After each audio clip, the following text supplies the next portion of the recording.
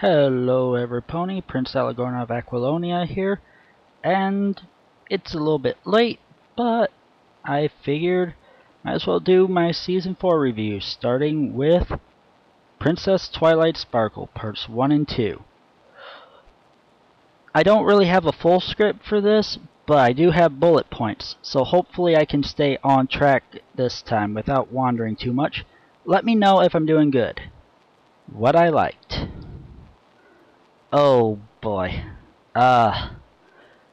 There's actually quite a bit going on with this episode that I just really love. First of all, let's start with it addresses a lot of fan concerns. In fact, it does it in the dialogue itself. That just all kinds of stuff being addressed here that we all brought up in the interim between the Season 3 and Season 4, especially in regards to how we were worried about Twilight's characterization. Oh, but that's just the start of it. We'll get to some of the flashbacks a little bit later, but oh man, those were amazing. And while we'll argue the necessity of one of them,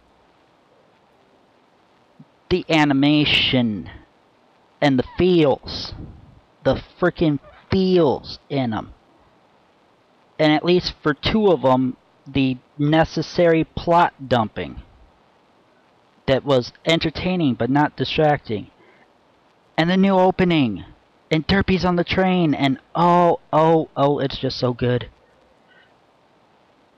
To get serious though, let's talk about the animation and how much of a jump it has made. Just look at this scene. This scene says it all. Lighting, shadows. Oh, it's just so...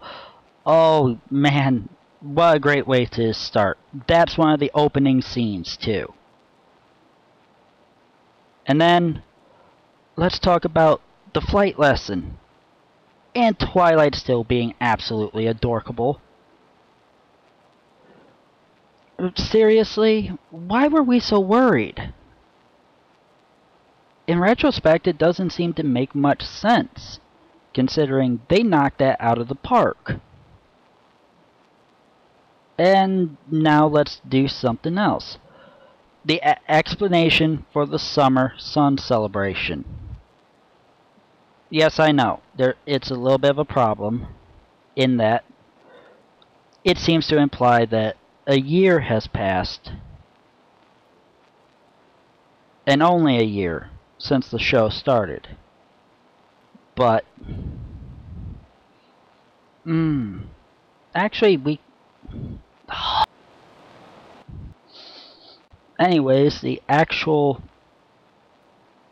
what the celebration is about, which is the defeat of Nightmare Moon. Oh man, the feels are so epically... it hurts.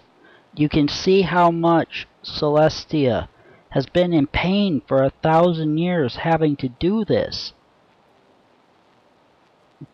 But now, with Luna back into her old self, the new meaning it brings to the celebration, it's happier feels, but it's still just an epic level of feels. I think it's brilliant what they've done here, and bravo.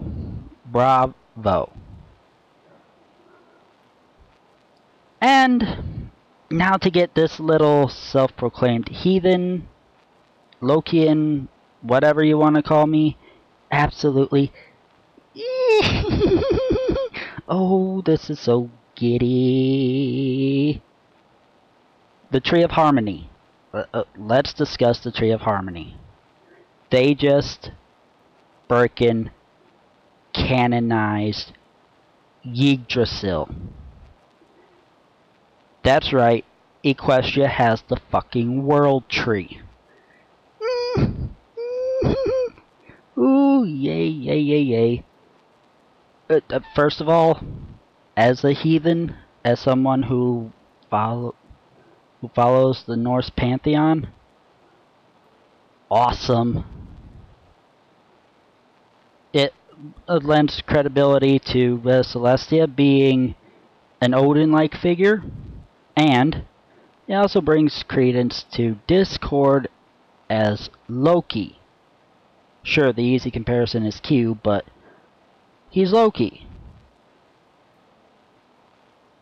Speaking of Discord, let's talk about Discord. Oh my god. This is perfection how they did him. And yeah, they could have went so far wrong here, but this is how you do a proper trickster reformed. And I'm so glad they did it this way. Otherwise I would have been severely pissed. So yeah, I really love Discord here. Discord is still the mischievous, unknowable, alien as fuck spirit of chaos. But he also plays to his archetypal strengths. He presents a challenge for the main six here in being incredibly cryptic in how he gives his advice. He's still a complete and total asshole, and he still likes to play his games. But he's actually very helpful. He's not malicious, and even the revelation at the end that actually everything that is going on, spoiler alert, is his fault, but it's his fault from 1,000 years ago, is just played brilliantly. And, ooh, yay. I love it. Oh, what else do we have going on? Yeah, let's talk about flashbacks. The flashback with Discord and the Plunder Seeds. Absolutely necessary to the plot. The flashback where we find out about the Tree of Harmony. Absolutely necessary to the plot. The Nightmare Moon flashback. We'll talk a little bit more about this later, because I'm actually of two different minds about it. But it was epic for what it was. And it also canonized the Nightmare Forces from the comics as a real thing in Equestria. So, kudos for that. Oh yes, I forgot to mention we also saw, very briefly, just a return of Pinky Sense. And I love Pinky Sense. Oh god, do I love Pinky Sense. And then we also have innuendo. Did I mention there's innuendo? Yeah, there's innuendo. If you say this show just panders to kids anymore, I'm calling bullshit every time. And lastly, we have ourselves the new MacGuffin and the promise of a season-long story arc. Let the freaking epicness begin. That's all I have to say about it. We lose one MacGuffin for this one. I'm happy. Mysteries are good. Why I didn't like. Oh, after that fanboying, you'd think that every single thing would be perfect with this episode, wouldn't you? No, quite far from it. And that actually hurts my heart to say, because, well, you'll see by the final score, I do like this episode. Let's start with this. Why in the fuck is Big Mac having a fucking argument with plants? Really? Is that really the best you could do with him this episode? Is just have him go, yep, nope, yep, nope, yep, nope, to a bunch of fucking weeds. I mean, I know Big Mac's already flanderized as is, and you have to go to the comics to really get his personality, which seems a lot like Dr. Wolf's ideas about him. But, seriously? And then, this almost breaks the damn episode right here, and every other reviewer has mentioned it. Zecora and that fucking potion. What in the God's green earth? Ugh. And don't even get me started on alicorn magic being dark magic. Did we need a way to do the flashbacks? Yes. Was this it? Fuck no! Oh my god! And, I guess now we do have to talk about the problems with the whole Nightmare Moon flashback.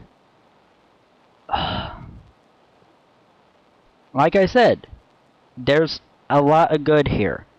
There's some epic feels. There's a lot of action. I mean a lot of action. That really highlights the improved quality of the animation.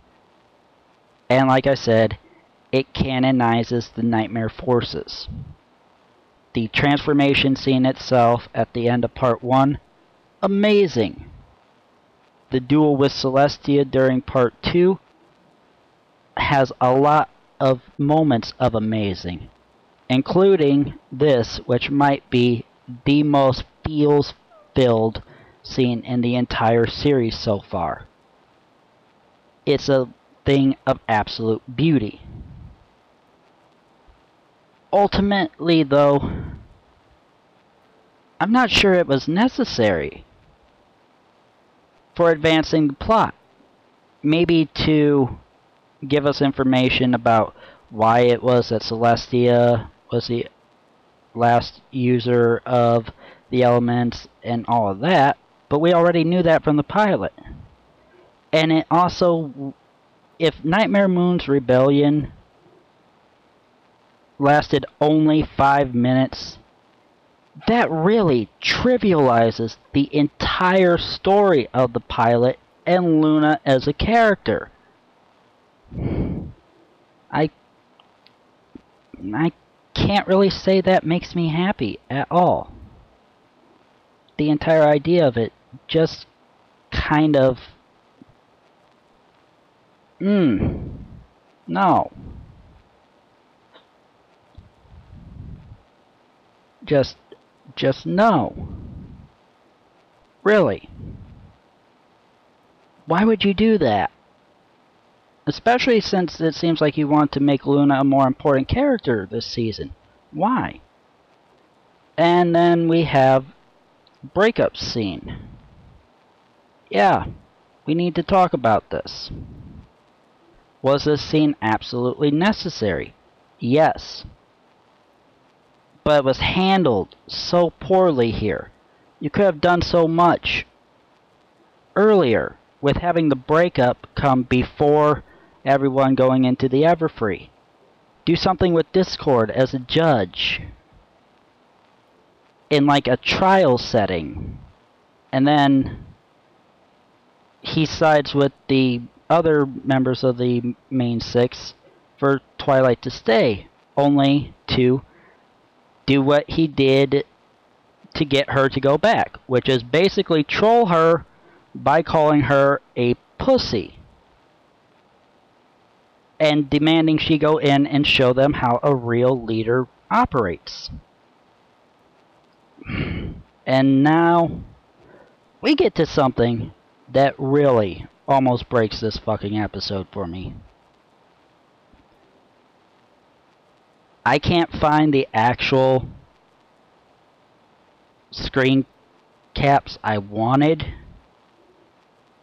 but it's at the end when Discord realizes that the elements of harmony are gone, and he gets that look on his face like he's considering maybe going bad, and then Fluttershy basically emasculates him to the point where he pops up in a maid's outfit and agrees to help clean everything up.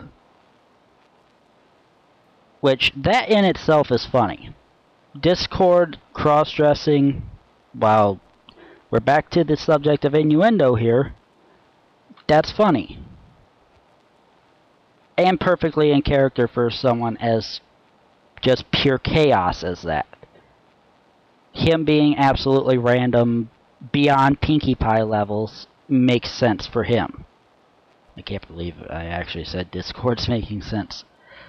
But you can't have this. This is from the opening. See Discord in Fluttershy's window? Yeah. You can't have Fluttershy do what she did here. And then give me this. It just doesn't work that way. So, I mean, fucking seriously. I'm a Fluttercord shipper. I've been ever since Keep Calm and Flutter On. I love the interaction between the two, and I want to see that built upon so much this season. But you can't give me shipping material and then have everyone else who's been going around in their reviews saying that, oh, Fluttershy's being a manipulative little bitch, and then actually do that, and oh, it frustrates me so bad. I give this episode 3 3/4 stars. It's a really, really damn good episode. But the problems with it, the two almost episode breaking moments. A for effort, Megan. A for effort. But there's work to be done here.